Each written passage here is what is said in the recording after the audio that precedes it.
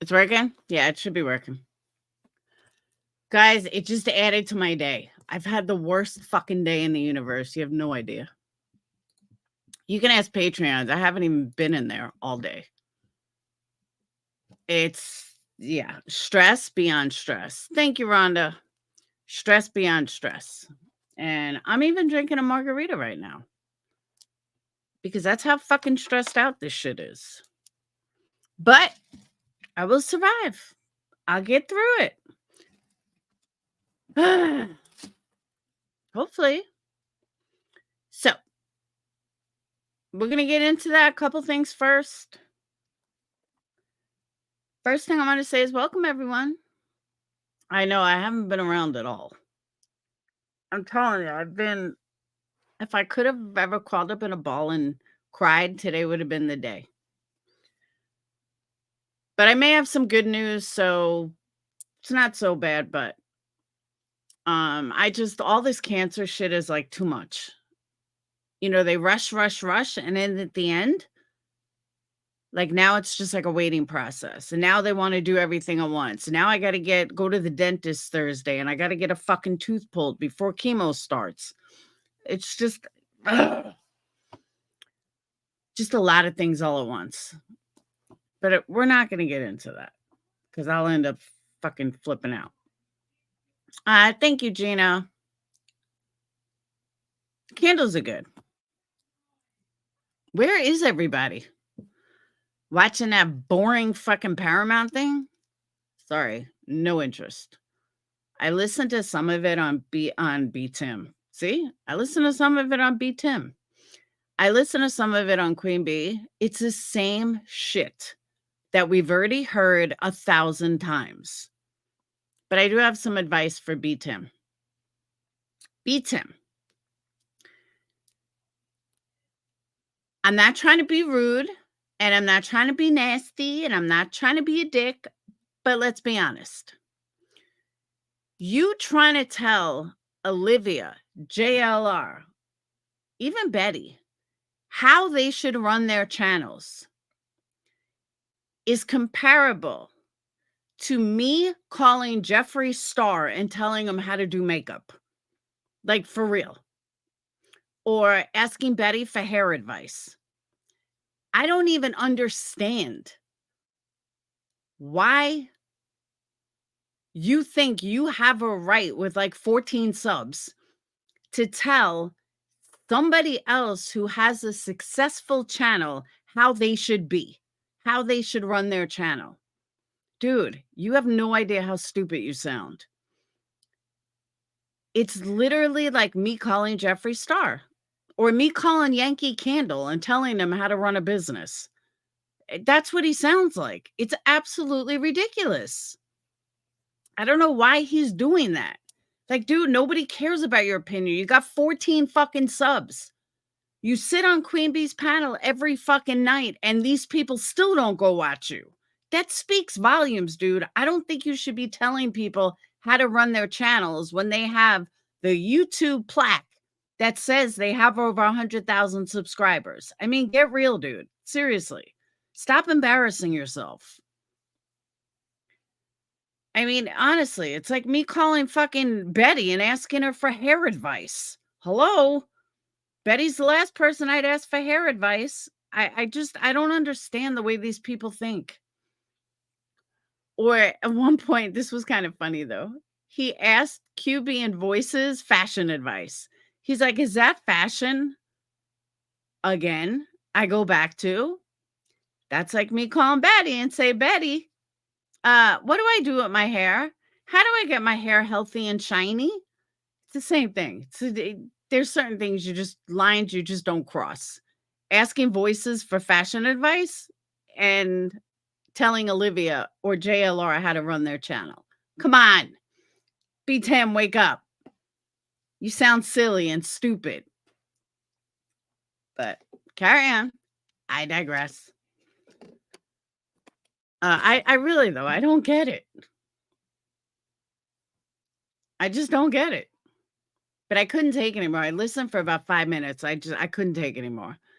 I listened, not about 5. I was listening for about 20 minutes.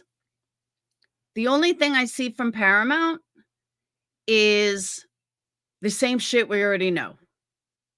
It's nothing more than a moneymaker. Zero interest to watch it. From the 20 minutes that I saw, I'm good. I don't need to watch it. I don't get it. I don't even understand the point of it. All you're watching are a bunch of news clips from everybody. Okay, we've seen all this 1,000 times. This is YouTube. So maybe I'm missing something, but I see nothing to it. The Paramount put together a 3-episode series of basically tragedy pimps. And they put together all these different clips. It's the lamest from the 20 minutes that I saw, it's the lamest thing I've ever seen. It's nothing more than a videographer taking all the clips from TikTok and putting them together. That's it. It's fucking lame. But there may be more that I'm missing. There may be something else. I don't know. PR, I say the same thing. There's nothing to it. It's not like you're getting new information. It's not like it's anything to write home about. It's the same fucking boring shit. Okay. Whatever. It's too TikTokish for my liking. Hey, I got a video on TikTok with 2,000 views. Woo woo. Now, seriously, I don't even get it. I don't even understand the point of it. I know what the point of it is, to make money. I mean, that's the point of it. But I just wanted to touch on that real quick. But since there's still not a lot of people here, let's kill some more time.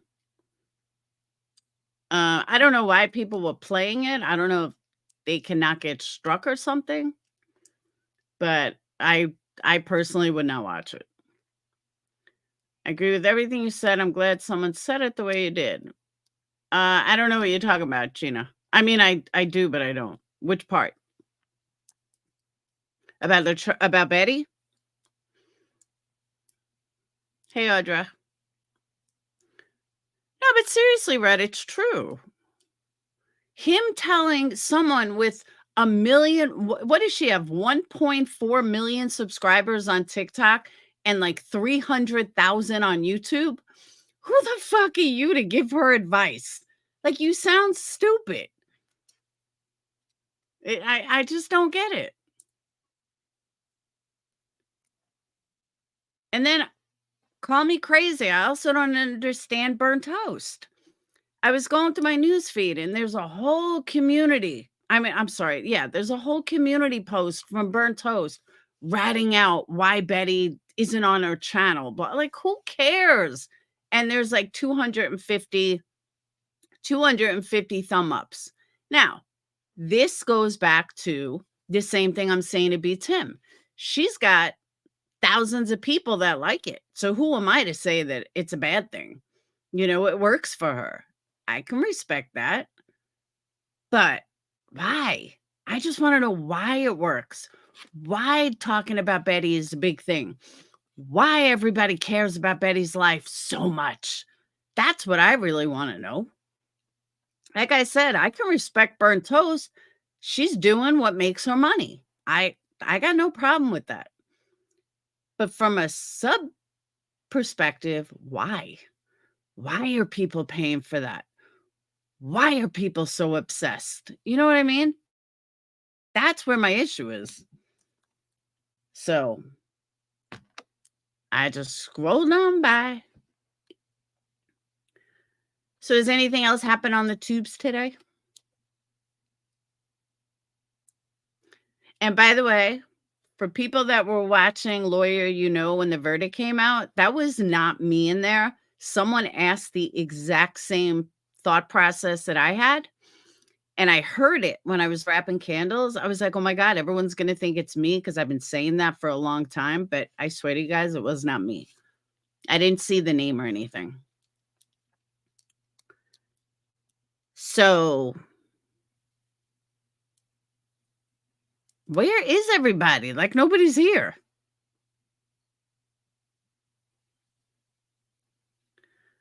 I love what you said about burnt toast. No, it's true because everybody's out to make money. It's ridiculous. Hey, Ruby. It's crazy. And again, I can respect the fact that people are out to make money, but at least own it. But that's my whole question, Liza, is why? Why are people so obsessed? Just why? Paramount Me and Tragedy Pimps about tragedy pimps. Imagine exactly. That's what I'm saying. Hey, Janae, you're in the bushes? I guess a lot of people in the bushes, but that's okay. I am going to do an open panel. Just remind me, guys, because I'm going to forget. Just remind me.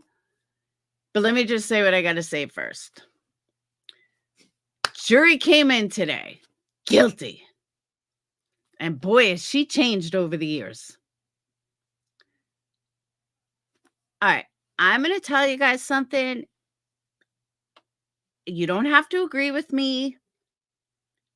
I don't think it should have been guilty. She did not pull the trigger. Many, many parents are bad parents. And this is just my own perspective. You don't have to agree. Many parents are bad parents. If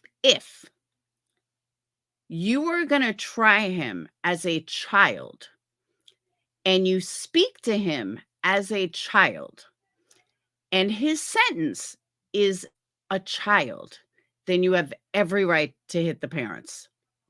I have been saying this for months.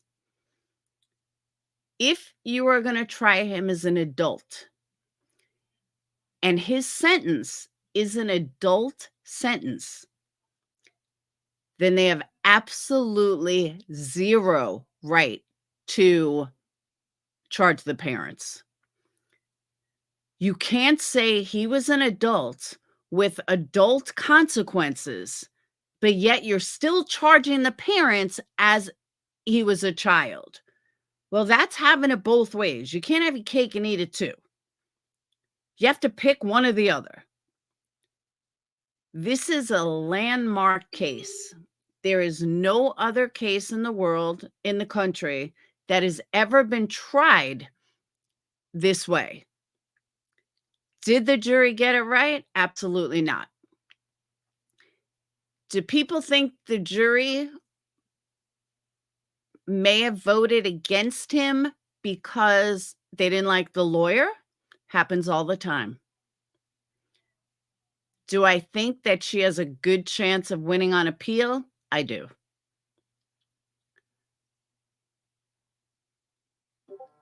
Do I know anything about his mental state in jail? No. But to hold the parents accountable while charging him as an adult is 100% wrong.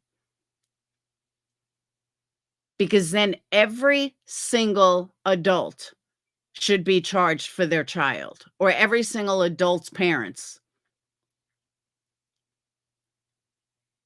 We as a society, and again, this is just my opinion. It is not backed by anybody.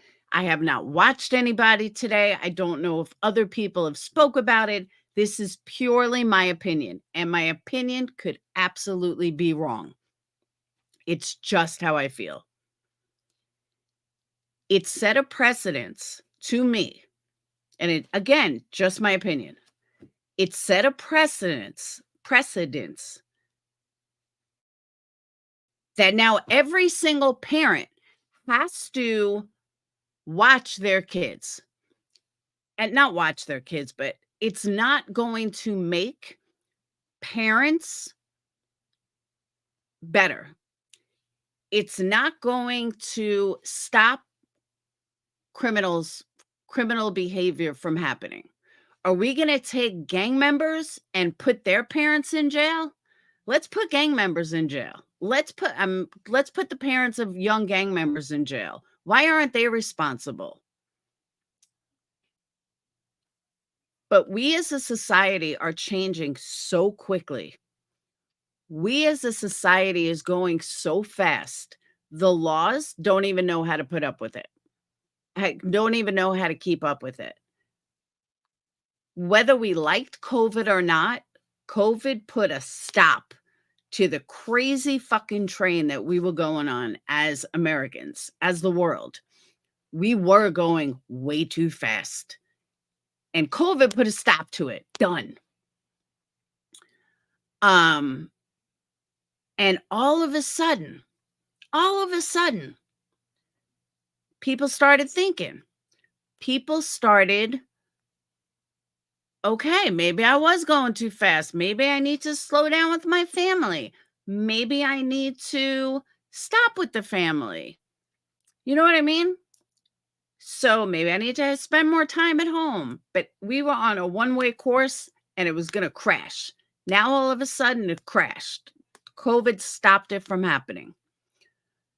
So, wrong one, I have no idea. But I'm okay with it. So all of a sudden, now the verdict comes in. And now the verdict says, yeah, COVID put a stop to the world going as fast as we were. Everybody had to take a slowdown. Everyone stayed at home. Everyone, was with their families. It really put a stop to the train we were on. Yes, the train could pick back up, but it stopped. For a brief minute, the world stopped. And people took inventory of their lives. But here we have a precedent set that parents are guilty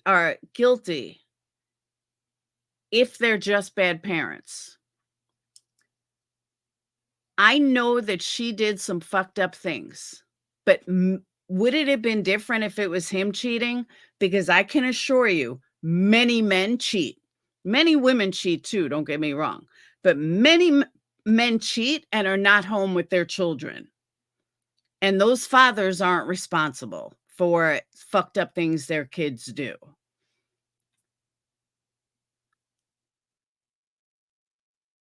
Why wasn't, what's her name? Oh, I can't think of the blonde who killed her own baby. Skylar Richardson. How come Skylar Richardson, her parents weren't charged? She killed a baby in their house.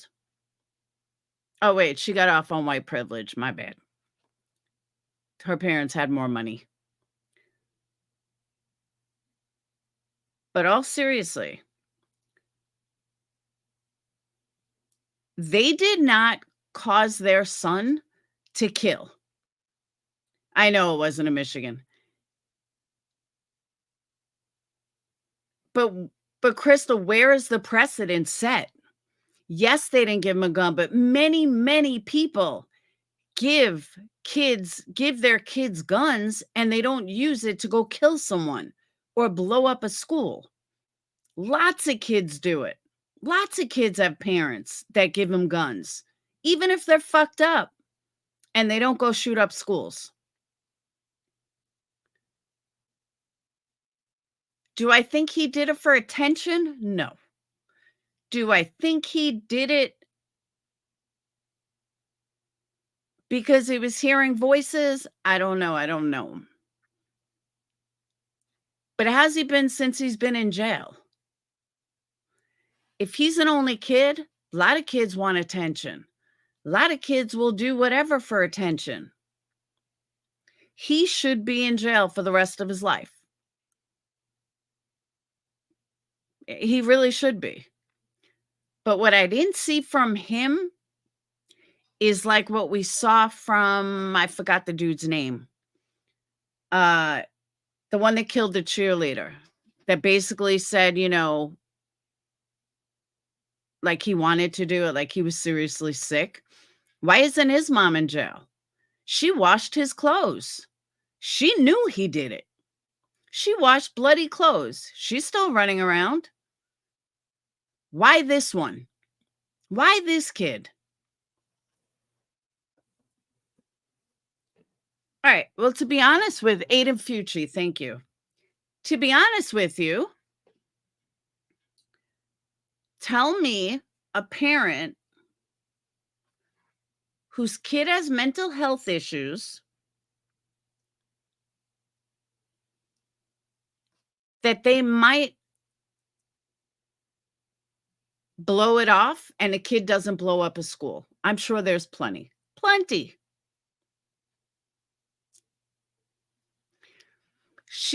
I'm not saying she shouldn't go to prison.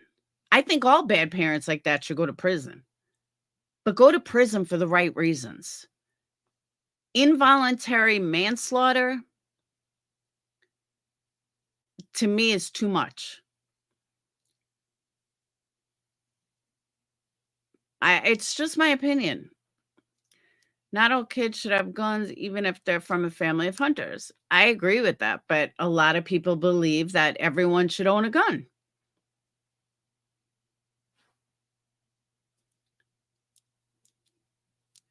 I know there are people here that think everyone should own a gun.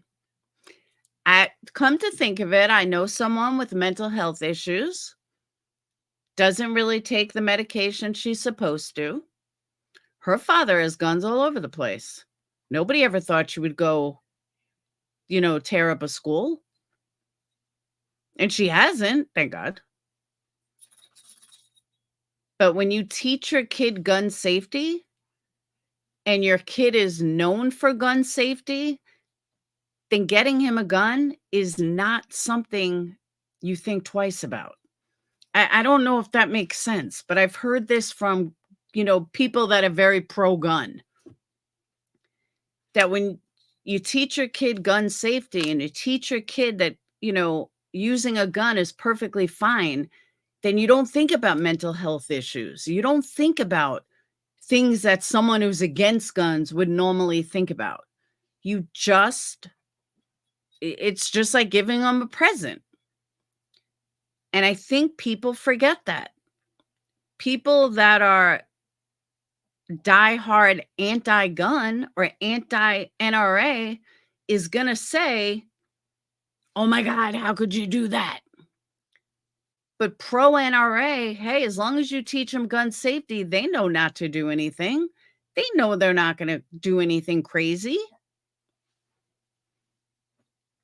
Oh, a lot of people do, Raven. People that come from generational gun use, they see nothing wrong with it. I know girls that were shooting guns when they were like 7. So that comes back to an argument too, Gretchen, about why they never got him help. I know my kids, and I know, like Dayton. Dayton used to lie a lot to the point that I had to question everything. But he used to just lie. But I knew he was lying. So when he would tell me something that seemed a little off, I would look and find out. So I knew that if he came home with some off-the-wall thing, I'd be like, oh my God, he's so lying. And I'd look at Sage, I'd be like, dude, he's totally lying. She's like, I know. So I understand why you may not believe your kid, or you may think that your kid is over exaggerating. Or, we weren't in the house, so we don't know. But you may think that your kid is out of his mind, or your kid is over exaggerating, or your kid's not being serious. Everybody looks at it as they didn't have time for their kid, or they didn't want to have time for their kid. And that might be true. That totally might be true. But we don't know what happened prior to that. Maybe he was an off-the-wall kid. Maybe he drove them nuts and they just couldn't fucking take it anymore. Who knows? We're only seeing a very small piece of this. Would I ever buy Dayton a gun? Hell no. For that exact reason. I just don't think he's responsible enough. I wouldn't buy any of my kids a gun, but that's neither here nor there. I don't think it was a matter of getting him help, maybe. And I'm just taking the other side of this. Maybe they knew that getting him help wasn't going to do anything. I go back to my own kids.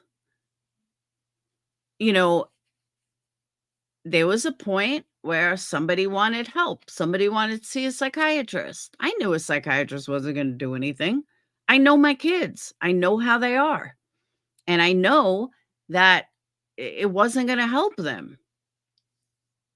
And we went and it didn't help them. Exactly what I knew. So the second time, it wasn't worth even bothering. And we worked it out at home and now they're wonderful. So, you know what I'm saying though? You know your kid. Lockdowns are like fire drills. Oh, you know what though? I don't know when it was installed because it wasn't there last year, but they now have an absolute lockdown on. I went to go pick Dayton up early today and I had to buzz in. I had to show my ID through the door before they even let me in. So they're on like big lockdown. Your kids are normal. This kid wasn't. I don't know how normal my kids are, but no, I know what you mean. But you know your kid. Exactly. But I think maybe everybody knows their kid. Maybe they know their kid. We don't know. Therapy doesn't help if your kid is bullshitting the therapist. And I knew my kid was going to bullshit the therapist. And that's what I'm talking about. My brother bullshitted a therapist when we were young. Therapists are very easy to bullshit. It depends on what the issue is. A lot of insurance does cover mental health for free.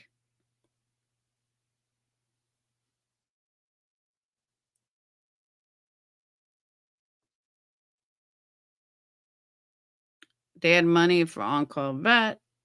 Okay, now I don't know what is going on. I just don't know. Oh, that's not true, Crystal. I could bullshit the best of them. Seriously, though. Uh, when it comes to the money for an on-call vet, how do we know that they weren't selling horses in order to pay the rent, in order to pay for him getting coverage, him getting to a shrink? How do we know that's not why they were selling the horses? You know what I'm saying? We don't know why they were selling horses. We don't know what income that brought. We just don't know.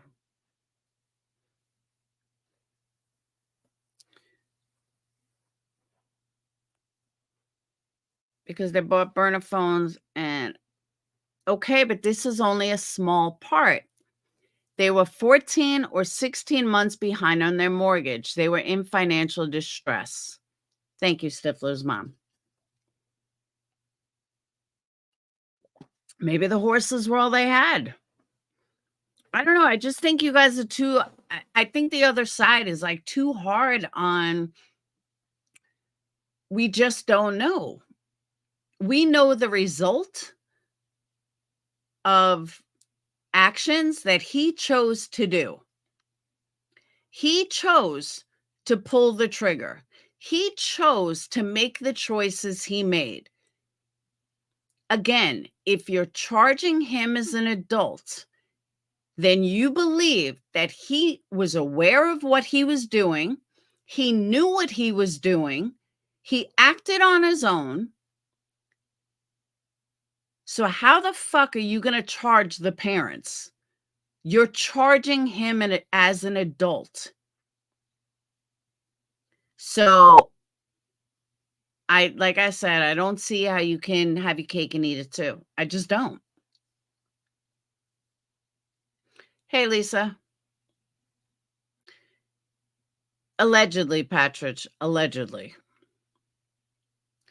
But Denise, again, we can all estimate that he was not in his right mind. He had issues. There's a lot of things that we could say about what happened, but the reality is, just going by the courts state clearly that he is being tried as an adult.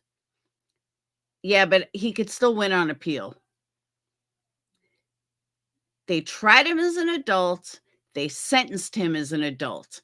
That means that they believe that his actions were so reprehensible that he deserves an adult sentence. It also states that they believe that his actions and his thought process and his responsibility is an adult, not a juvenile. So again, hey, Headstone. So again, I pose the question: how many other parents are we going to arrest? And where do we draw the line? Is putting the parents in jail going to stop most kids from doing a school shooting? I doubt it. Has there been another school shooting since that one? I don't remember.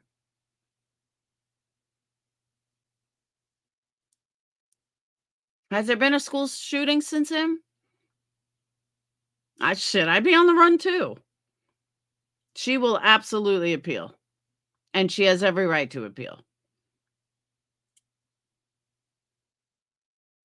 Now, it also comes down to sentencing. Like, when I heard the lawyer, this morning, I found this interesting. He was saying that if he was a judge, he'd give her a year more than what she already has. That's a fair sentence. And I would agree with that. I would absolutely agree with that. There was one in Iowa. That's what I thought. I mean, I don't remember where it was, but I knew there was one. I thought there was one. It's not going to stop parents from buying them kids guns. You want to know why? I'll tell you why. Because anybody says, "Oh, not my child. It'll never be my child." That's not my child. My child would never do that. That's why. There's been several. Okay, so it hasn't stopped anything. 1 year for each death minimum. I could live with that. I could definitely live with that. 4 years in jail. I think that would be a fair sentence. But to put her away for like 15, 30 years for each one and for her to be the rest of her life, no, I don't believe that's justice at all. Now, let me see. One thing I didn't check. Hold on.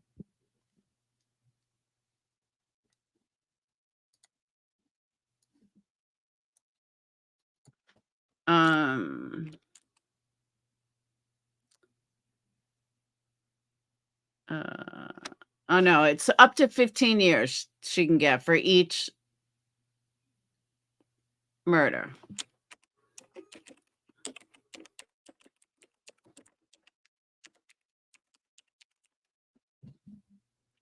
All right. Involuntary manslaughter involves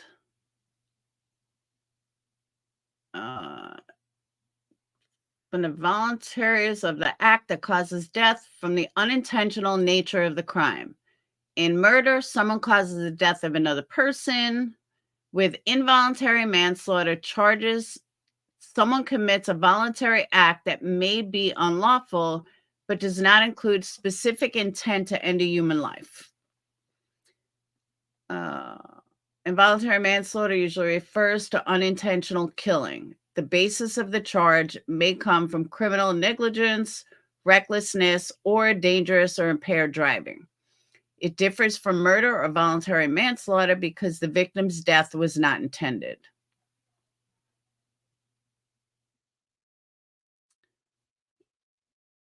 Yeah, she can get 15 for each count, for each kid that was shot. And let me tell you, I'm all for trying him as an adult. I'm all for him going away and throwing away the key. I'm all for that. Even though he's only 15, I'm all for that.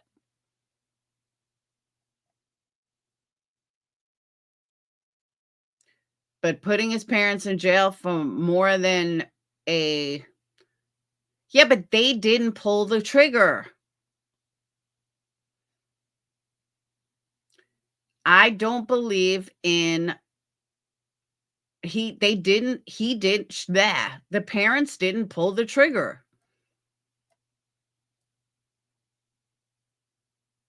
We don't know that, sweet one. We have no idea what caused it.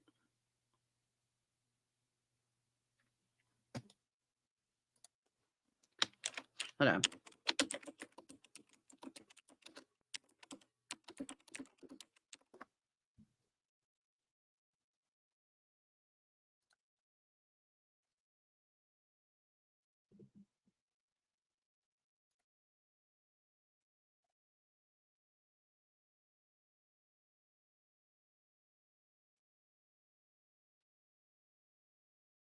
Okay. In the United States,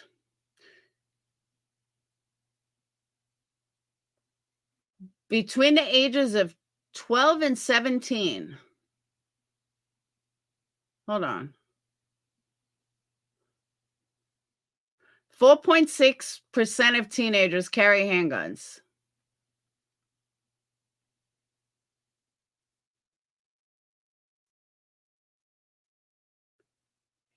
4 point it's almost 5% of all teens carry handguns.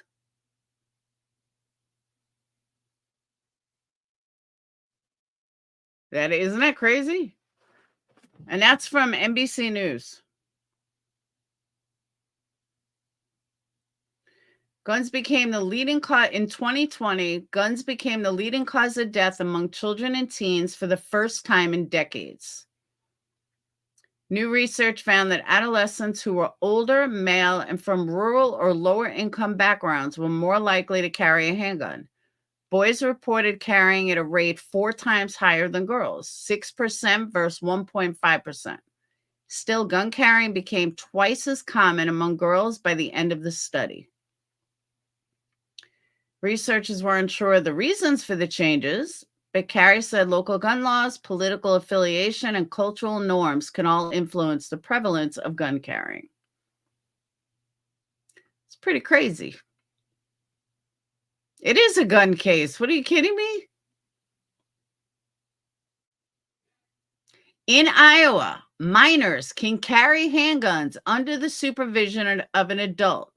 Texas law permits parents to gift firearms to minors. I'll repeat that. In Iowa, minors can carry handguns under the supervision of an adult, which is where I knew people had that's where I was talking about, people having handguns. Texas law permits parents to gift firearms to minors.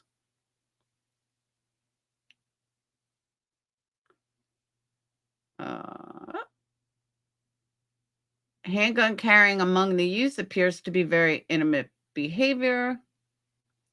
Nonetheless, his study found that 1 in 3 young people in rural regions reported carrying a handgun by age 26, and some started as early as 12.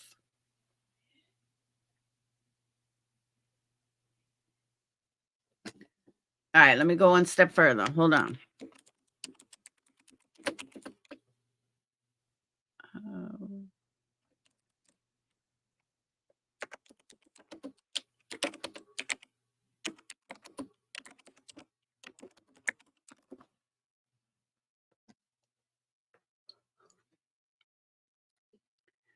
All right, Texas statistic. In an average year, 3,996 people die and 5,556 are wounded by guns in Texas. Texas has the 28th highest rate of gun violence in the U.S.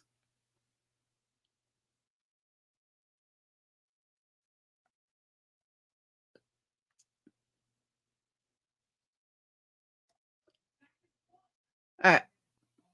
Guns are the leading cause of death among children and teens in Texas. In Texas, an average of 430 children and teens die by guns every year, of which 36% of these deaths are suicides and 58% are homicides. In the US, 33% of all gun deaths among children and teens and suicides are 33% of all gun deaths among children and teens and suicides are 33% and 62% are homicides. So think about that for a second. In Texas, 38% of the deaths by teens with guns are suicide. Most suicides are Texas. Most suicides are some sort of mental illness. So how come these parents aren't being charged? If you give your child a gun and he commits suicide, should you be charged if he gave him the gun? Or is it only somebody else when they kill someone else? I know. But I'm proving a point about mental illness. They might start being charged. That's true too. It's not politics. They were garbage. Yeah, but there's lots of garbage parents out there. Lots that aren't sitting in jail. Look at DHS. Look how full DHS is with bad parents and taking away kids from bad parents. Why aren't all they in jail? Where is it going to stop is my point. Where does it stop? This set a whole new precedent for the whole world. Where's it going to end? Exactly. Drug dealers' parents, and it could just keep going on and on and on and on. Virginia mom in jail for a kid that shot teacher. But is he being, okay, let me ask you though, is he being tried as a child? Because that is part of my issue.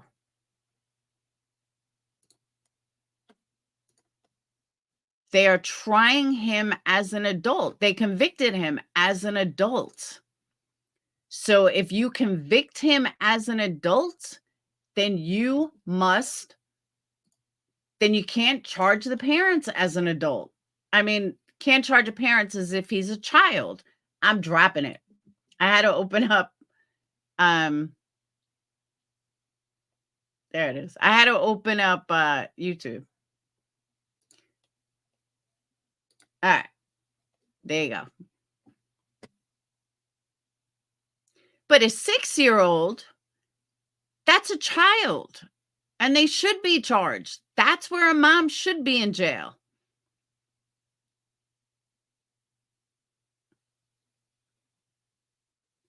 Dietz is over there like biting her tongue, like, drop that fucking link, bitch.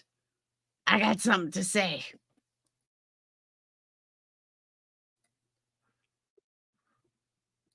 Hey, girl. Oops, Yo. hello. You there? Hey, there you are. Okay. I agree with you. Oh, Actually, you do? this is going to set a huge precedent, in my opinion, on a lot of things, and I don't know that our country's ready for it. Thank you. I I thought agree. you were going to come up here and be like, are you crazy? Blah, blah, blah. So I'm very happy you agree with me. There was a lawyer who posed this question. Say the entire situation's the same.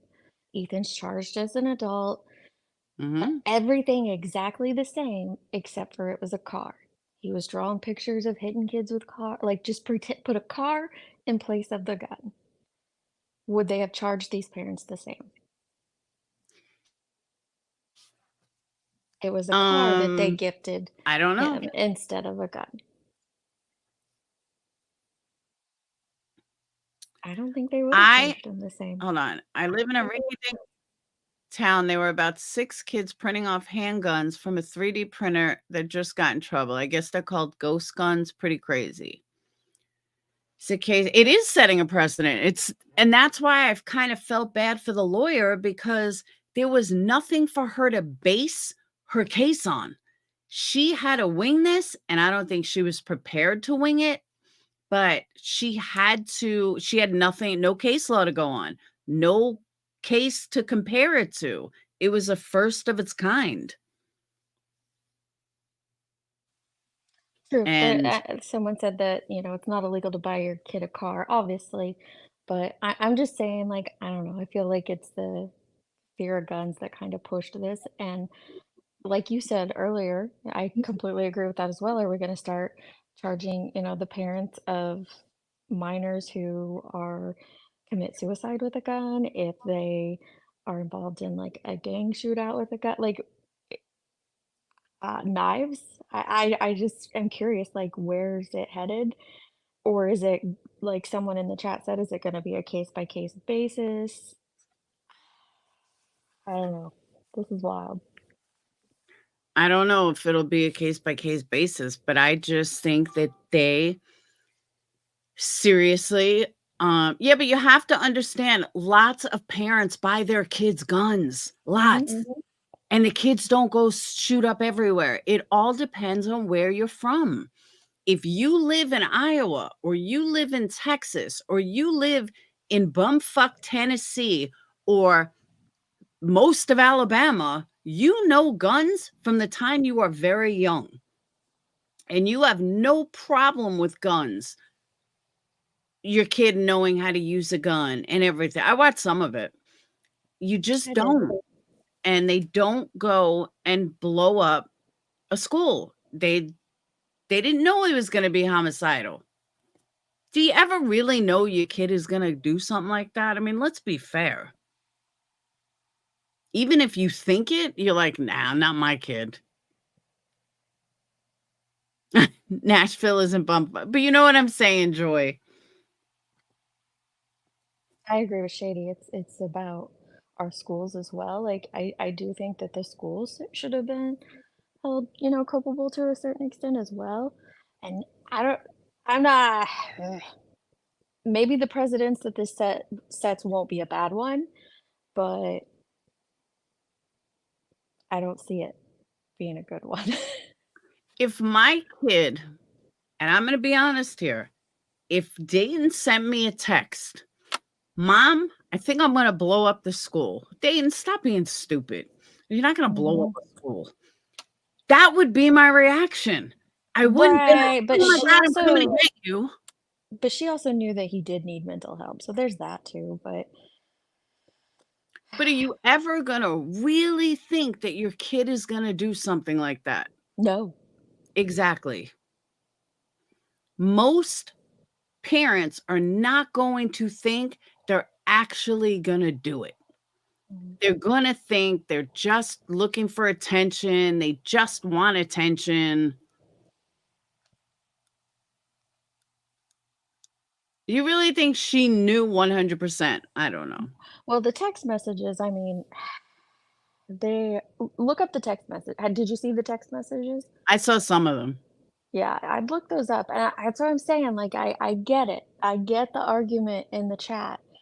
I get both sides of this argument, but looking at the bigger picture, I I don't get that. And also going back to exactly what you said, he was tried as an adult.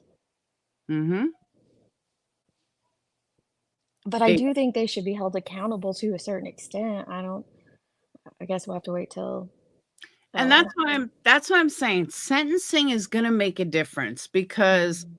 if they only give her a year extended or a year for each murder, I'm okay with that. I understand that. But she also lost a kid for the rest of her life. She's now a convicted felon, so she can't go see her kid. She can never go see her kid. Convicted felons are not allowed to go to prisons, Mhm. so she cannot have contact with her son. And if the father gets guilty, and that's the other thing I want to talk about. Everyone automatically thinks the father is going to be guilty, but the father I didn't don't think have he is. this Yeah. same situation. Yeah, he didn't have the text messages. He wasn't at the school. He had no idea.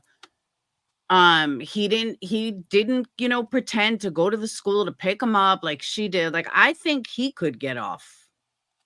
It's very possible. He did buy it, yes, and he did gift it, but, uh, it boils down to, like, knowledge of what he knew Ethan was gonna do, right? Would be the difference. I think people are too. All right, I'll give you an example.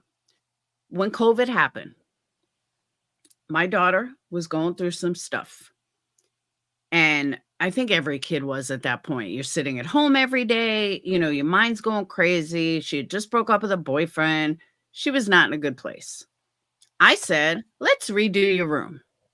Now, I could have taken her and put her on some kind of drug, but I know my daughter, and I knew redoing her room was going to change that mood and giving her this incredible, happy room that exactly what she wanted.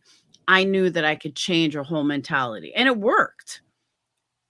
Mhm. So that's what I'm saying. Maybe they thought that buying him a gun so he can shoot, and I'm just guessing, but buying him a gun so he could shoot on the weekends or maybe shoot animals or whatever would give him justification for maybe turn him around. Maybe they thought Ah, that, no. if he had a target practice, if he did target practice or he did this or he did that, he would change his mind. It would change his mindset. We don't know. We don't, but I think they were just really out of touch with their kid. Okay. I And just that's think that they, possible. just weren't honestly, just to be frank, I don't think they were doing their job as parents, Oh, they obviously. were horrible parents. Mhm. Definitely not denying that. No, the school didn't buy him the gun, but what did the school know and when did they know it? And when did they what were they allowing?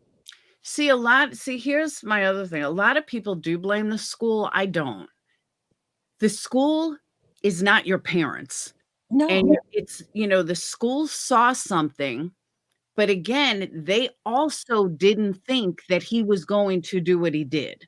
Granted, they didn't know he had a gun, but they didn't think that he would do what he did.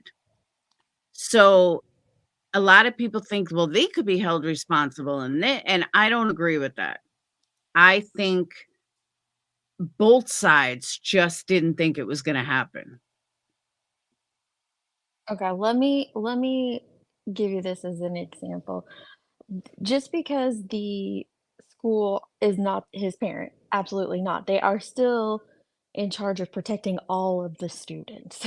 So Correct. when situations arise, that has to be their main focus is protecting everyone. So the fact that that didn't happen as well is very scary in my opinion. But that's the thing. Because they didn't believe, and again, the school's not the parents. But if that teacher was so freaked out, then why didn't you insist on him going home? Why? Why with the same mentality that the parents had, he's not going to do anything. Otherwise, why wouldn't you immediately suspend him and send him home without giving him another chance? Mhm. I personally think, and I'm not in his head, but I personally think he did it because he didn't go home. That was his way of lashing out, like, "Someone's gonna fucking listen to me," and that's why he did it. If they would've forced him to go home, it probably wouldn't have happened. Could it have happened another day? Absolutely, it could have. It could have. But we all know it happened that day. So, is the school responsible? I don't know. I don't think so.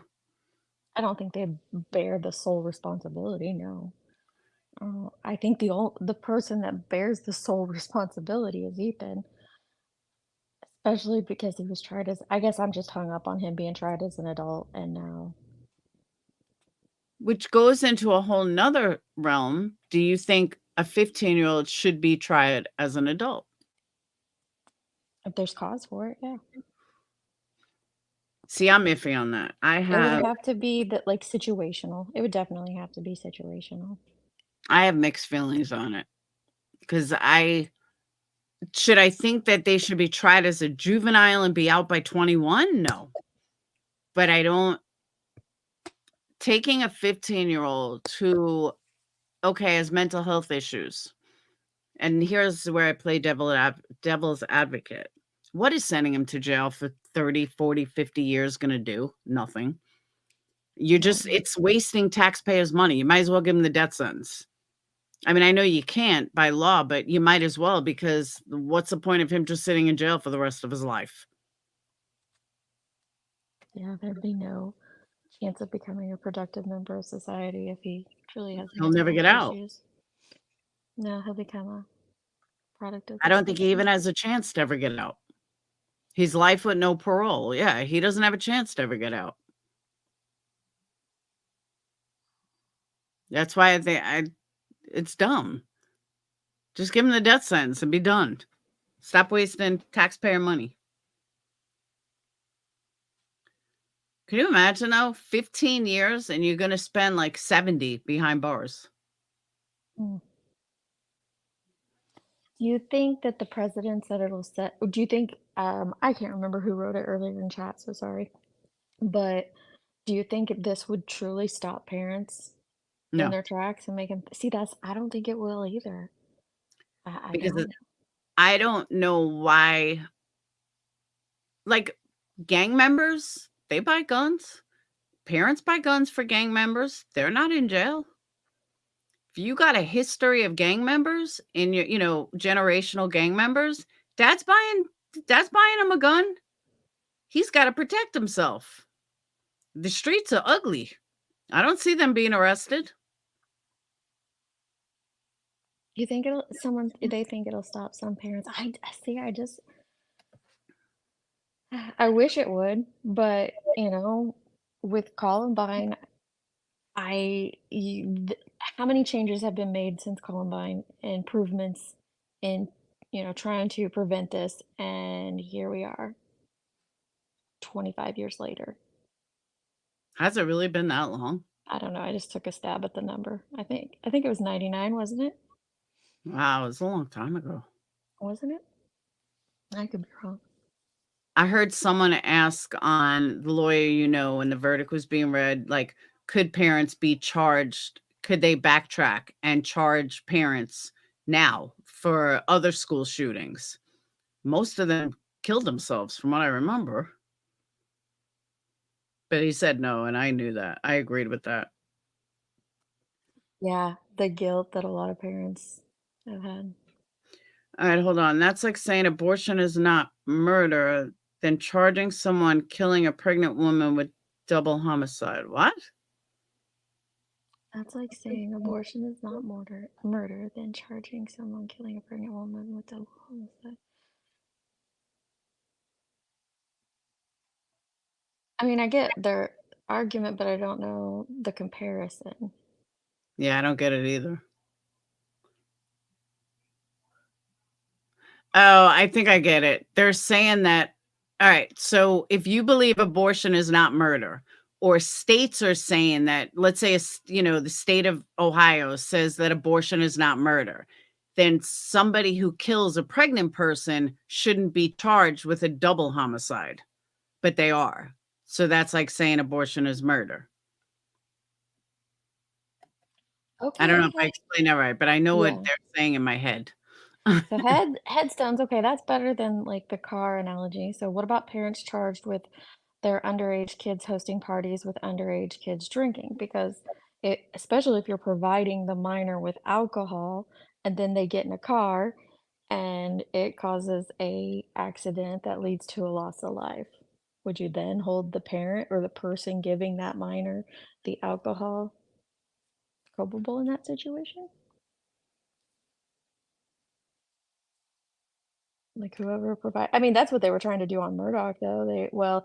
It didn't become criminal, but it became a civil case. Mallory Beach's family, as well as the other families, were suing the gas station where they bought the liquor. The miners bought the liquor. Yeah, I was gonna say a lot of abortions, a lot of states, it's illegal now. I live in one of them. Hold on, Joy. 6 kids here prom night, went to dinner. The driver was speeding and killed 5 of 6, and they sued his parents, and they lost their business and home and son. Was he drinking?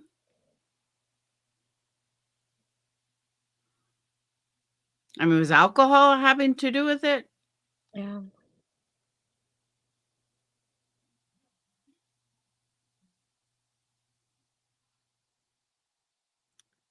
If you give underage kids alcohol in your house, you should get in trouble. I disagree. If you take all their keys and none of them leave, kids, I don't know.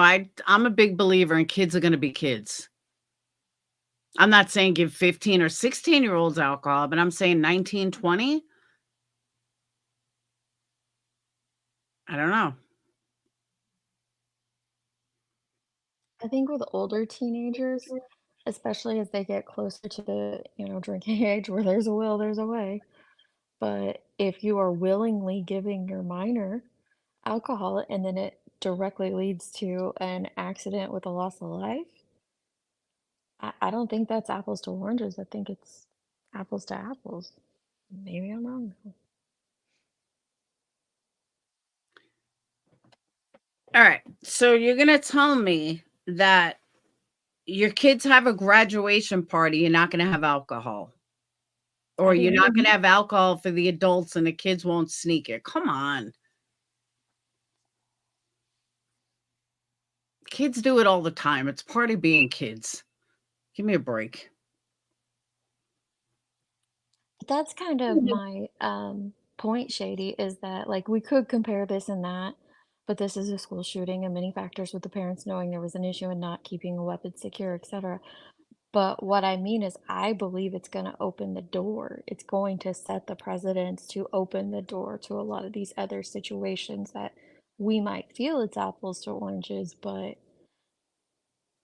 Hold on now one the second. doors are No, open. I didn't mean that I would buy it for them. I'm saying that if my kids said, "Hey, mom, we're gonna have a party.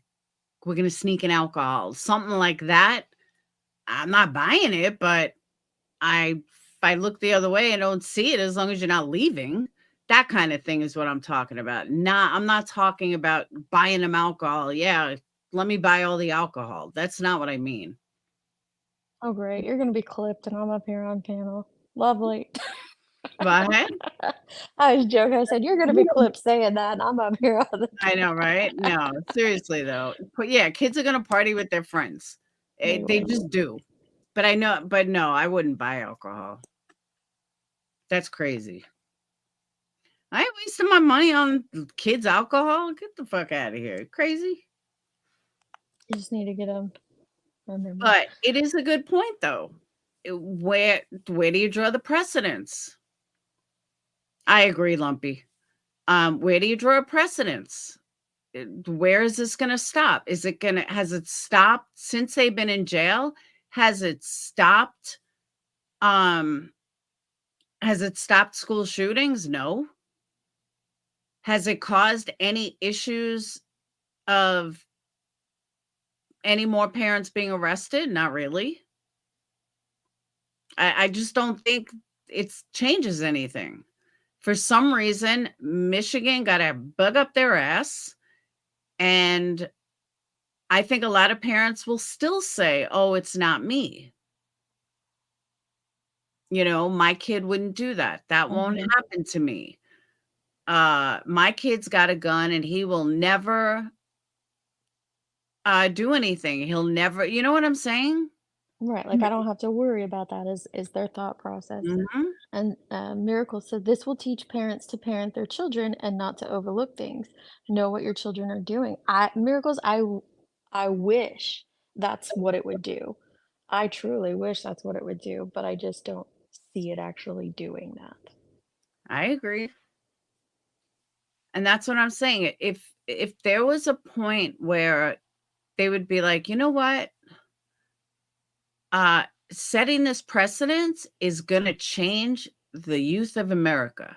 Setting this precedence and putting parents away, It's going to stop every parent from buying a kid who's mentally off or mentally ill. And don't forget, too, 15 years old. At 15, you're going through growing pains. You got hormones. You got stuff going through your body. Maybe they didn't think he was mentally ill. Maybe they just thought he was a 15-year-old kid. And maybe that was part of it. But I don't know. I go back to what I said, back to square one. All of this stuff about the parenting and how parents they are fine and dandy, but then don't try them as an adult. If you try them as an adult, then you can't treat the parents. You can't convict the parents of him being a child. And that goes back to my original argument. And I don't know why more people aren't seeing that. You just can't charge him as an adult, that he thought like an adult, he acted like an adult, he, did everything as an adult, but yet he was still a child and his parents are responsible. You can't have it both ways. I think it's wrong.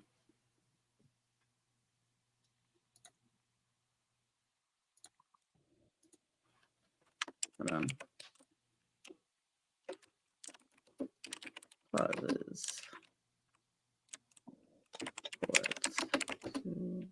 Are you there? Yeah, sorry, I'm just reading the chat and thinking. Oh. I agree. I agree with a lot of statements. Like I said, I can see both sides of it, but I don't know if it's going to have the outcome that people hope it has. And I hope I'm wrong. I hope I eat crow. I hope that it truly does. Okay. Juveniles in Michigan, if you are 17 years or older and you get charged with an offense, you will be charged as an adult. If you are under the age of 17, you will be tried in juvenile court unless the offense is so serious and other factors convince the court that you should be tried as an adult. Generally, only children over the age of 14 get charged as adults, but there have been Michigan cases involving children as young as 11 being tried as an adult in criminal court. I think trying him as an adult was the right move. I'm looking to see if any of, if it says anything about the parents. Not that it's going to say anything about the parents per se, but I'm curious if, I know what I'm looking for. Hold on. Yeah, I do agree with you, Shady, on that. Like, I guess I'm thinking of the outcome, and I do believe they should be held responsible, but I'm thinking of the outcome. Okay, this is what I was looking for. In Michigan, so they're talking about why, a juvenile would be tried as an adult. The factors that determines it are the seriousness of the alleged offense, including aggravating factors such as the use of a firearm or the impact on the victim, the juvenile's suspected criminal responsibility, such as the extent of participation in the planning and commission of the crime, the juvenile's prior record of delinquency, including police and school records, the juvenile's past willingness to participate in juvenile justice rehabilitative programs, the adequacy of the punishment or rehabilitative programming offered by the juvenile justice system, the various case outcomes available to the juvenile. At no point in there does it say anything about his mental illness. It doesn't say anything about parenting. It says nothing about counseling. So all the things that he's being tried as an adult, and don't get me wrong, I think he should be tried as an adult. But all the things that he was charged for say nothing about parenting, says nothing about mental health, says nothing about all the reasons the parents are in jail. That's my problem. If it says due to mental, severe mental health or none of that's in here.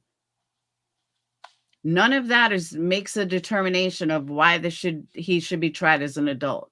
Therefore, I don't think you should charge the parents. Well, he was tried as an adult because of how egregious his crime was. And I agree, but I'm saying that those are the factors in determining a child between the age of 14 and 17 of being tried as an adult.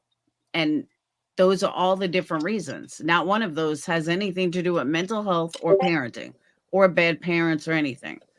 That's what I'm saying. You're going to try him as an adult based on the seriousness of the crime. I'm all for it. But you can't all of a sudden make up these rules that because his parents were bad, it was mental health.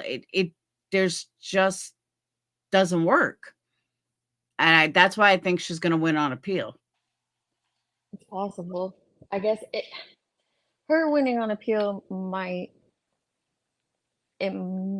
go a little differently depending on how his trial goes, but maybe not. And that's another thing. Did they accept the mental health argument or they didn't? I don't remember. Because I know that he pled guilty.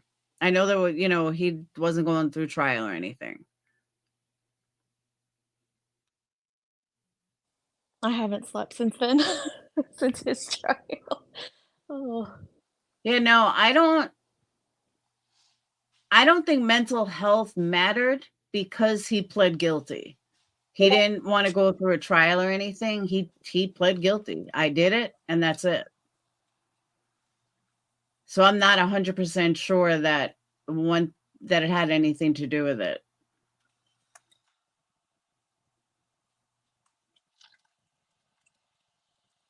Other people get tried as accomplices for crimes committed by other adults.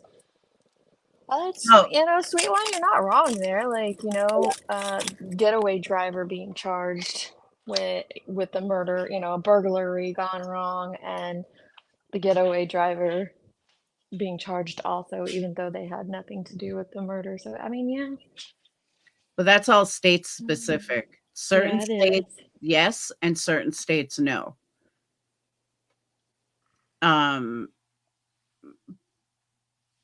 But the driver of a bank robbery that ends up in death, should they go to jail? Yeah, because you knew it was going to happen. I don't know, but usually it wouldn't be a child, though. It would all be adults. I don't know. It's a good analogy, but I just think that, I don't know. I just don't think the parents should have been charged. They could have been charged. Well, I think they would have been charged. I think they should have been charged. I'm shocked, based on a lot of the lawyers' opinions that I was watching on it, and I'm shocked with what they were charged with. So now the next step is how many parents are going to be in jail for being bad parents? You're getting into like Handmaid's Tale stuff, it feels like. Think about it, though. I mean, that's really why they're in jail, for being bad parents. Mm-hmm. So the next kid that, I don't know, I guess, like, I keep thinking of Sandy Hook. So Sandy Hook, the kid said that he took the mom's or the aunt's or whoever's gun, or the mom's gun. I don't remember exactly. Took the mom's gun. Well, how do we know that it was the mom's gun? How do we know the mom didn't buy it for him? There's only one person still alive, then you don't know the truth. And now I think you're going to get a lot of lying too. They're not going to say that they bought them the gun. They're just going to assume that, no, they stole my gun. You know what I'm saying? I agree with Squirrel, though. If it was my child that was the victim, I'd want them buried under the jail if they were my kid. Absolutely. Like every parent would.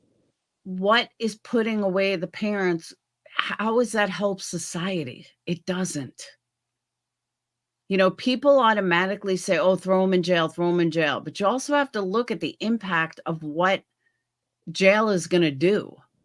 There's a lot of people in jail that they probably could have had a much better alternative and would have been a much better productive member of society. Jail isn't the end all be all, and it's certainly not rehabilitative. It's not there to make you a better person. It's there to punish you. And what that punishment is depends on, I guess, what kind of jail you're at. But there are people who went to jail for 20 years for pot in states that pot's now legal. Imagine how they feel. I think people are misconstrued when it comes to jail. People think, you know, like, oh, well, put them away 60 years, blah, blah, blah. But if it's not going to serve society anything good, then what's the point? I agree that our prison systems need a complete overhaul, but until that happens, what's the other option? What do you suggest? What is the solution then? Because I don't think just leaving people out, or I think a big thing that's happening now is, most prisons you get instantly get, at least if it's not cut in half, it's at least, a 20% credit just because of the overcrowding and such. So what is the solution? Because you can't just not have consequences for people. You're going to think I'm crazy. You wouldn't be the first. Probably. And it's a spiral effect. It all starts with free health insurance. And I know you're like, what the fuck are you going? But listen, I talked about this in my criminal justice class when I was doing my master's that I never finished. But I spoke about this, and the teacher, my professor, agreed with some, but didn't agree with others. Free healthcare. Why does free healthcare contribute to that? Because free healthcare would get people to see doctors to get the medication that they need so they don't commit crimes. It gives them the wherewithal to have medication for bipolar, for all the mental illness that goes untreated that they don't have. That, in my opinion, is why states, or not states, now I sound like Joneson, countries that have free healthcare have a lot less crime. And I'm a big believer that it has to do with medication and not getting treated for mental illness, where other countries that have free healthcare, these people, criminals, a lot of them may not be criminals because they're getting the medication that they need to keep their brain intact. A lot of people in prison, they're great guys in prison, great women in prison, until they come out and they don't have the medication, because in jail, they get medicated. And once they're medicated, all of a sudden they realize who they really are. And whether it be bipolar, whatever their, schizophrenia, whatever it is. If I forgot the actual statistic, but I'm just throwing this out there. Let's say 70%, and I'm not so off, but 70% of prisoners have some sort of mental illness. There was a study done, and I just don't remember, but it was over 50 have some sort of mental illness. So in jail, they get treated, and they get treated for their mental illness, and they're good guys. They like the way they feel. They come out of jail, and all of a sudden they don't have health care. All of a sudden they don't have that medication. So what are they going to do? They're going to either self-medicate or they're going to go back to who they were prior, which makes them recidivism rate so high because they're not getting their medication. How do we cure all this? Give free health care. Every single person that needs health care, that needs mental health assistance, that needs medication, gets it at no charge. and I guarantee the crime rate would come down dramatically. I will guarantee that recidivism rates would come down dramatically. And that's the key to people not committing crimes as much, people not doing drugs as high as they are, and people not coming out of jail and fucking up and going right back in because they're used to institutionalize. I understand institutionalism is a real thing. However, so is the fact that they get medication that they need every single day of their life in jail. That's what I think the we need to change. I respectfully disagree. I don't think that free healthcare is going to change that, and I think the ramifications in the other situations from free healthcare would negate what little benefit that may or may not give. Hold on. I'm gonna get that. Keep talking. I'm just gonna get that statistic. I think if you when you talk to people who live in countries that my questions to you would have been, um, you have a belief that if you offer free healthcare across the board, because countries that have free healthcare, you're saying that they have lower crime rates. I don't know that. I haven't looked up the stats on it. I would want to know other things that lead into their lower crime rates. Do they have stricter gun laws, or do they have like absolutely no gun, like uh not even allow guns? Because I know there's some with free healthcare that you can't even own a gun. So there would be situations like that. I'd want to look into some of their other policies to see if that's feeding into it or if it's solely just the free healthcare. Okay. And I agree According with to the Shady. Canada, like I know a lot of Canadians who are like, yeah, free healthcare sucks. So I know there's a according lot more to it. according to the Prison Policy Initiative, 43% of people in state prisons and 44% in locally run jails have been diagnosed with a mental disorder. The American Psychological Association reports that 64% of jail inmates, 54% of state prisoners, and 45% of federal prisoners have mental health issues.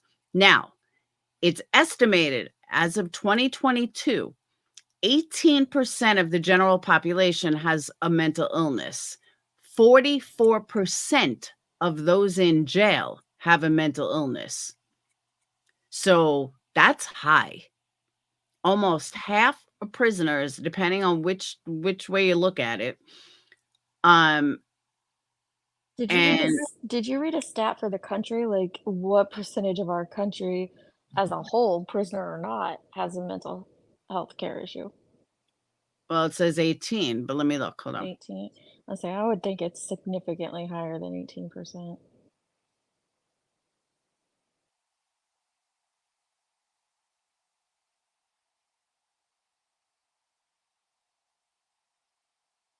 No, it's accurate. 19, 18. according to the adult prevalence of mental illness, 19.86 of adults are experiencing a mental illness, equivalent to nearly 50 million Americans.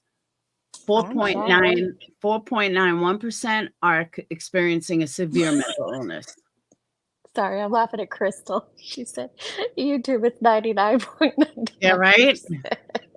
Think about that for a second. So if only less than 20% of adults, we're not even talking kids, just adults in America have a mental illness, and it's triple that of 64% in state and federal prison, then there is something to what I'm saying. These people that need the help the most can't get it due to money, due to funds. Even drug addicts. There's a lot of drugs that people wouldn't do if they got access to mental health drugs. It's possible. It's a lot of what ifs, a lot of what ifs, and I agree though that we need a complete overhaul of a lot of things. My question is always though, like when I'm agreeing with something like that, what's the solution? And I don't know the solution. Solution is drugs. Give them the proper medication to help their mental illness. Give them counseling, which you do get, but depending on their mental, like schizophrenia. Schizophrenics need more than just a drug. They need understanding. They need people to sit down with them and, explain stuff to them. And a lot of the people that commit crimes, and I'm not talking like you're psychopaths, people that never had a chance to begin with, but like your Ted Bundys. I'm not talking someone like him. I'm talking that majority of people in jail, either drugs or related to drugs, or they killed for drugs or something. And they did it because they didn't know any other way. In their mind, this is the way their brain thinks. They didn't get the proper education. They didn't get the proper understanding.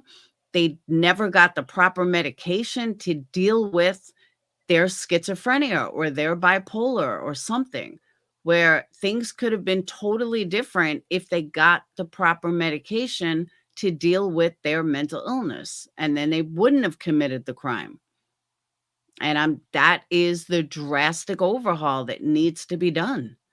They need to, if you go to prison and you get out, they need to supply you with the medication they were giving you in prison free for the rest of your life. And you can't get, in some states, you can't even get Medicaid if you've been convicted of a crime. So that's a double whammy for somebody that is in jail, gets a medication and, gets 100 times better. Then they get out, and unless they're paying cash, they ain't gonna fucking pay cash for it. They're gonna go to street drugs. They make you feel better. But if they knew that they could go here and pick up their drugs for free with no cost to them, or they were delivered to their house at no cost to them. So who's paying for it? Same people that are paying for them to sit in jail. But Taxpayers. okay, but when they get out of jail, that's another tax burden. So it's just like a compounded cost, like more and more. Like, I don't know about you, but I'm already paying 32% tax. Like, like I agree, a lot of these ideas are fabulous, but can't keep just like taxing everyone to death either. So there has to be a solution for that as well. But, okay, I can answer that. Taxpayers are paying for medication while the prisoner is in jail. They're paying for the medication, and they're paying to house them, feed them, and everything else.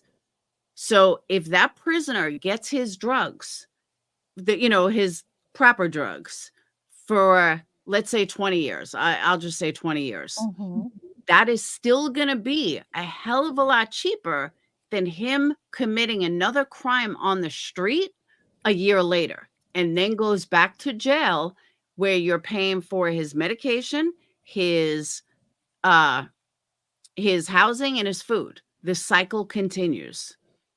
But if they stay out of jail and the only thing you're paying for is the medication, and that person is not going to come back to jail, then you're actually ahead.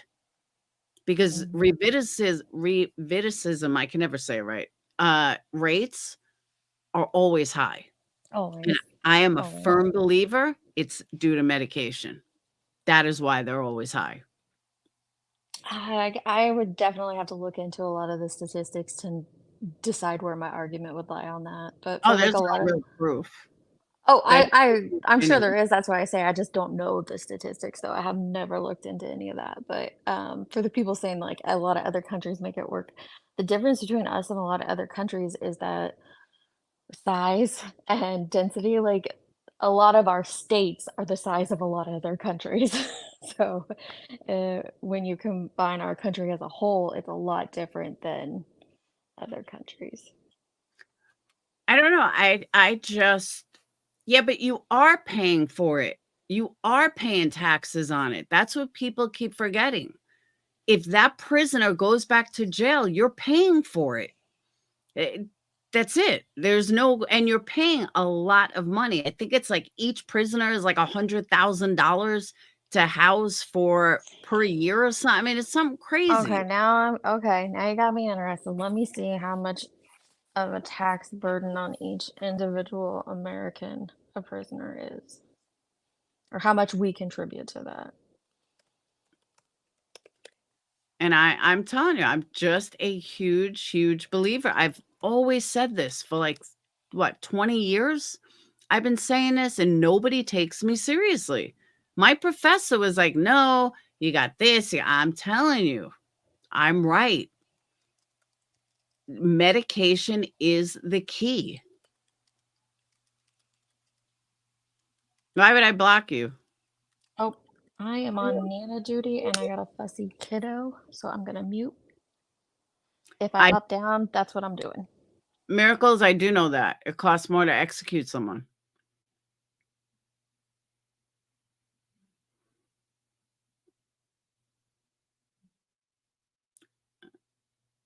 It's bedazzle time. Let me see. Hold on.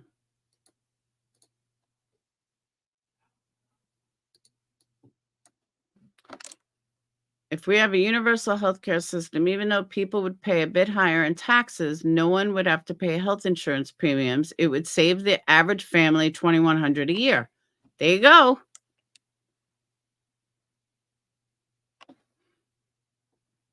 Costs $20 to go to urgent care with insurance.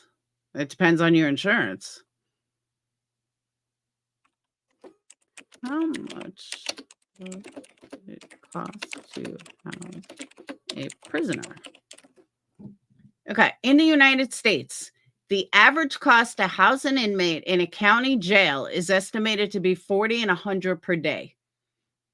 Some estimates suggest that the cost can be as high as $200 per day in some areas. That's county jail.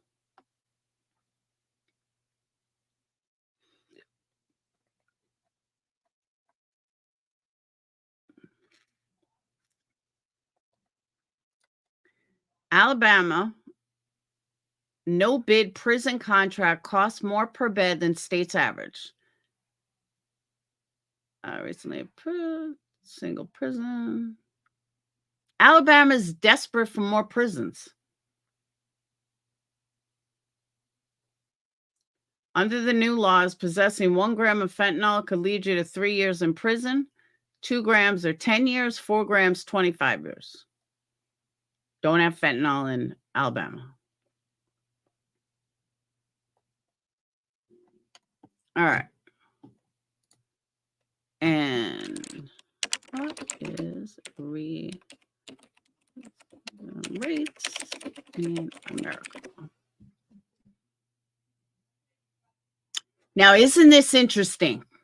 Check this out.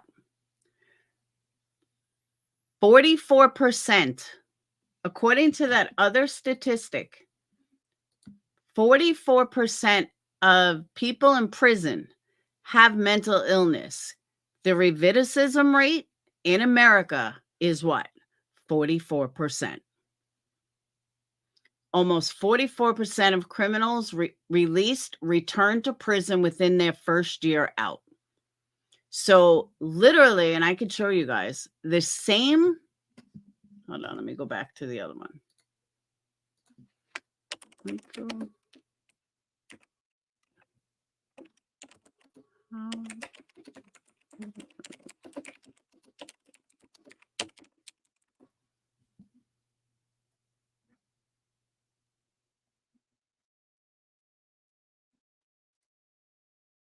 All right, check this out.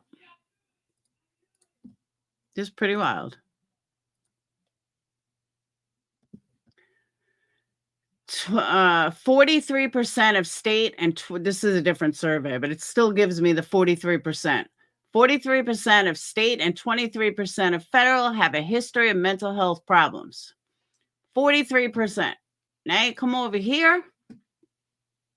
Hold on.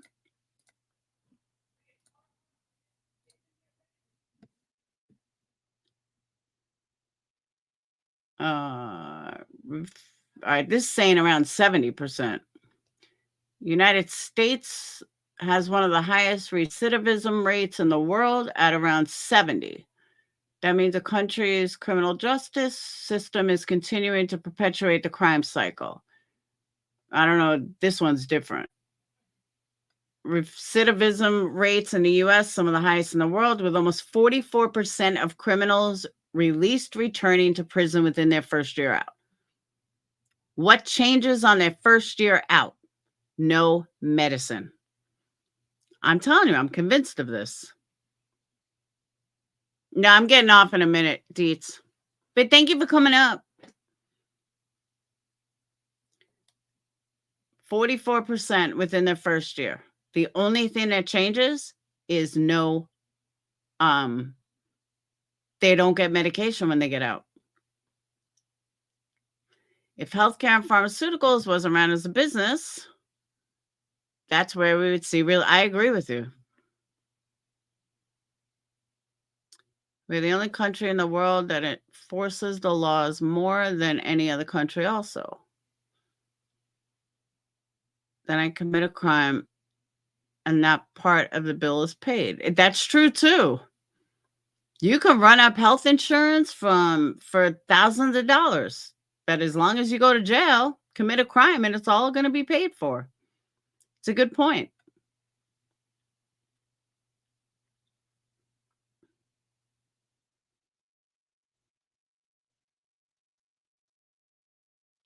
But it's crazy. But I think that number is really interesting. 44% and 43% have mental illness. I'm telling you guys, one day they're going to discover that I'm right. It is the only link of why, there's a lot of reasons why people say you get out and then you commit a crime and you come back. There's lots of reasons.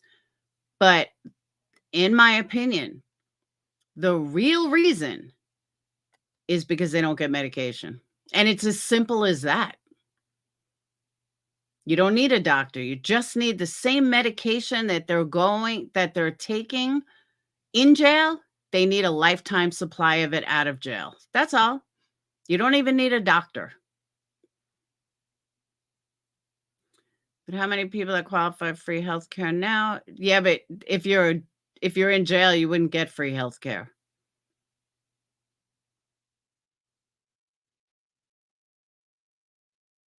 If I can't speak for every state, but I know in Iowa as well as Illinois and Alabama, if you're a felon, you can't get Medicaid. You can't get free medical. I don't know about other states.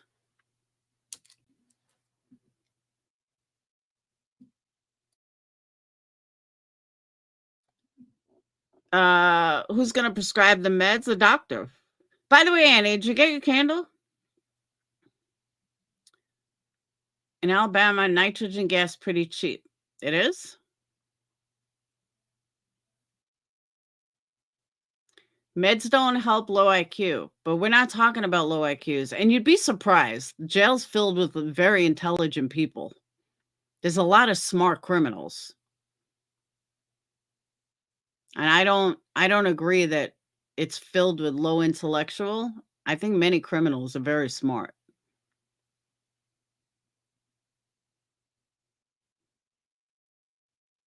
Okay. So then they get free access to the jail doctor. They can see the prison doctor for the rest of their life.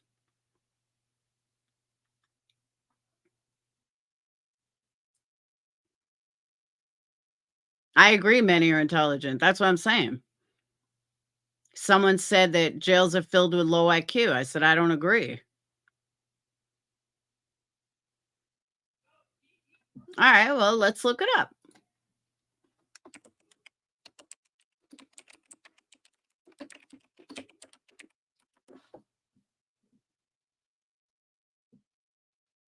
It's a complex topic.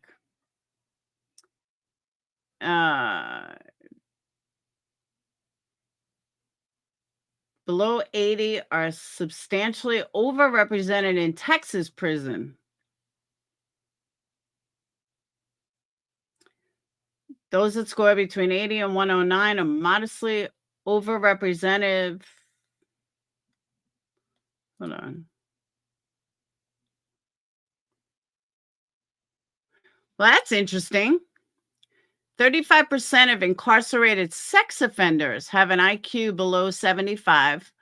25% of an IQ below 70, and an IQ below 70 is often considered an indication of cognitive impairment or retardation. Low IQ offenders yeah, it keeps talking about Texas. According to Quora, that's according to Encyclopedia, research shows that delinquents and criminals have an average IQ that is 8 to 10 points lower than non-criminals.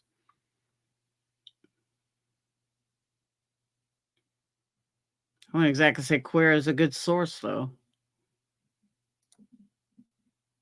Average IQ of an inmate serving 2 years to life is 90.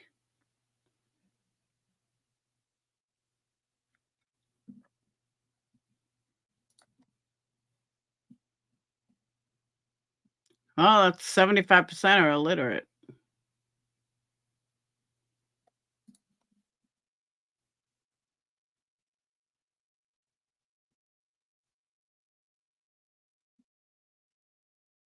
Most people have an average IQ between 85 and 115. Overall, 98% of people have a score below 130.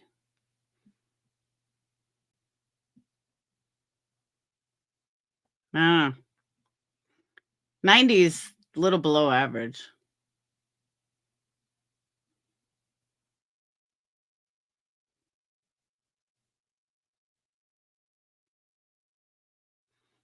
Average for inmates are 90.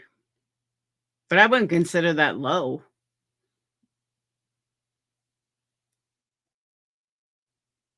Yeah, I think these are state prisons, not federal.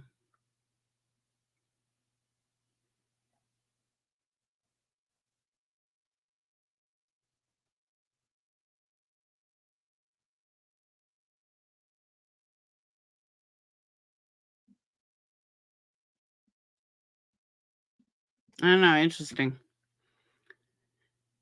No, I was looking at both. I was looking at regular population and inmate population.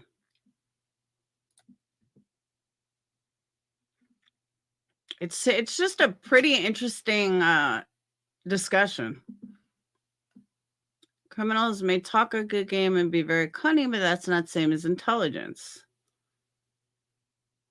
Well, that's true, but sometimes street smart is better than educational smart. I will much rather be street smart than book smart. But that's personal.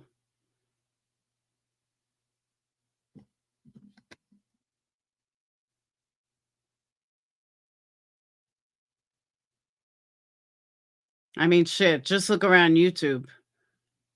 I'm very happy to be street smart. And I don't have a high, I have an average IQ. I think I'm like 110, maybe 109. I'm nothing like super intelligent. I think my mom said I was like 110, 109 or 110. That's average. I hate books. I don't read. I don't do nothing. I'm saying IQ test measure intelligence. That's true. Personal experience beats book smart, and so absolutely. I mean, there are certain things I would love to be able to sit and talk to my cousins about because they're all very book smart. I don't even understand it. Oh,